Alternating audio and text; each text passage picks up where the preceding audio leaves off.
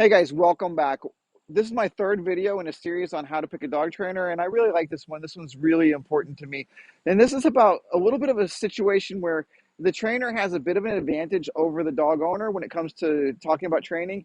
And I want to give you a way to sort of reverse that a little bit. Give yourself a little bit more power, a little bit more of an advantage when you're having the conversation. And the reason the trainer has an advantage is not about them knowing more about dogs. We can't change that quickly. Like they've spent their whole life dedicated to studying dogs. You're not going to pick up on that watching a few YouTube videos or anything like that. So that's not what I'm talking about. The advantage I'm talking about is the need. In other words, when most people go to see a dog trainer, they go to see a dog trainer because they're having a specific problem, right? 9 times out of 10, when my phone rings, it's not about, oh, I just want my dog to generally be a better citizen, a better family member. It's specific. My dog is jumping on grandma. My dog is pulling on the leash. My dog is digging in the trash. My dog is guarding his bones, whatever. There's a specific set of behaviors they want to stop. And that's really all they're thinking about, right?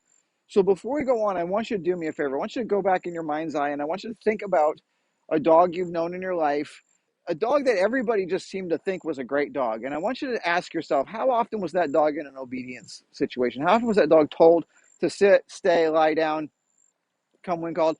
I'm not asking whether he had good obedience or not. I'm asking whether it was used on a regular basis. Were most of his interactions the result of being directed on how specifically to behave, or was he just a dog that was just good at making good choices? I think for most people, the answer that's going to be the answer. It was a dog who was good at making good choices. It's not a dog who had really sharp, crisp sits or really beautiful precision heels. It was about a dog who just pretty much got along in human society well. And at the end of the day, that's what I think most people want from a dog.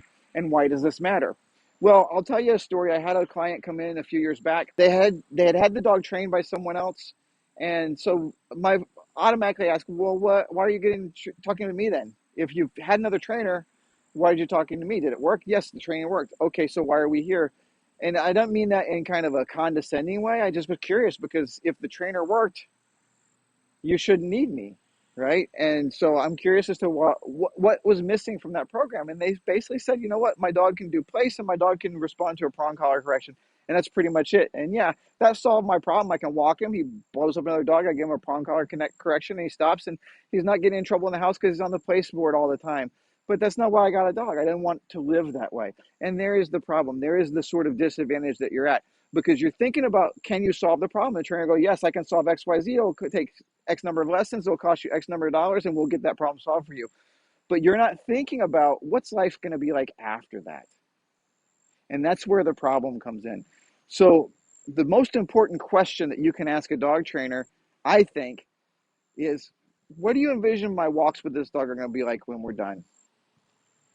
6 weeks, 6 months, a year, whatever. When we're done, how do you envision the walks? How do you envision a day in my dog's life? Under your training, what does the average day for a dog look like? And if they're describing to you a situation that doesn't sound appealing to you, then maybe that's not the best trainer for you. Now, don't get me wrong. Sometimes I've had dogs that are just super unpredictable and super dangerous. And I will tell them, you may always be managing this dog, right? And I'll be upfront about that.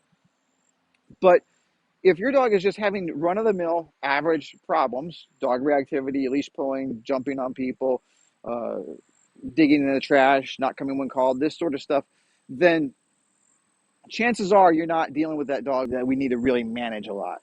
That's probably not the dog we're dealing with. You're probably dealing with a dog who just does okay and just needs to get some things squared away.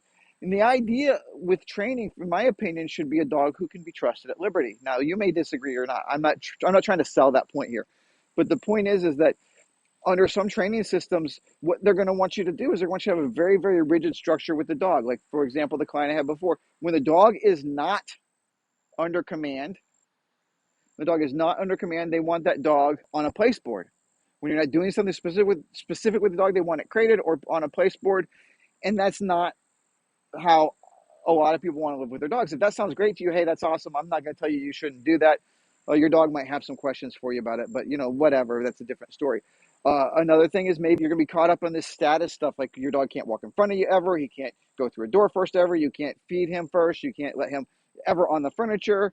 And if that's okay with you, that's fine too. But I'm going to tell you, if they tell you that's the only way that you can live with your dog, I promise you can find somebody else who's competent, who will tell you that that's something different, that you can live with your dog a different way. That is not necessary in most cases. Now, I'm not going to say for all cases. Maybe somebody will come in tomorrow and I'll go, you know what? Your dog just needs so much structure that he doesn't get to make choices.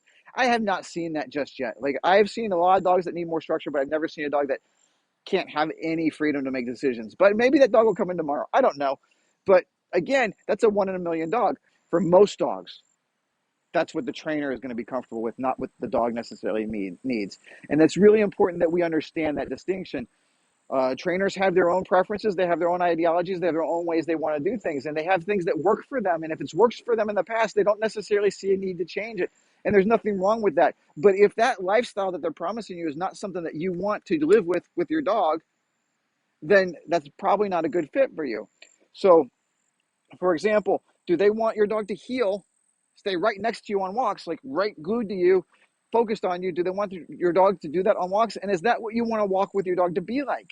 A lot of people don't realize that you can have a dog who's respectful and polite on the leash, who is not glued to you, that is still sniffing and still enjoying the world. And yes, walking in front of you, and is still respectful, and you can have a nice, pleasant walk. And that's what I prefer. I want to have a dog that's sniffing and doing dog things. That's why I take them on walks, right? If they're telling you that that's not something that you can have, maybe, and that's something you want, maybe it's not the right trainer for you. So it's really important that you have in your head a vision of what you want that dog to be like when the training is done. Not just, I want XYZ behavior to stop, but what is maintaining that going to look like? What is life like that going to look like? Are we going to be managing that with obedience, or are we going to get to the point where the dog makes good decisions on their own? So, and that will give you a little bit more to think about, right? So they can't, if they're just promising to solve your problem, you have some follow-up questions. Well, okay, when you solve my problem, how is that going to look afterwards? How much of this is solving the problem, and how much of this is teaching me a new way to manage my dog's behavior? All right. So that will help you a whole lot as we move forward. If you like this video, please hit that like and subscribe button. Leave a comment. If you have a question, leave it in the comments, and we'll talk to you soon. Thanks for watching.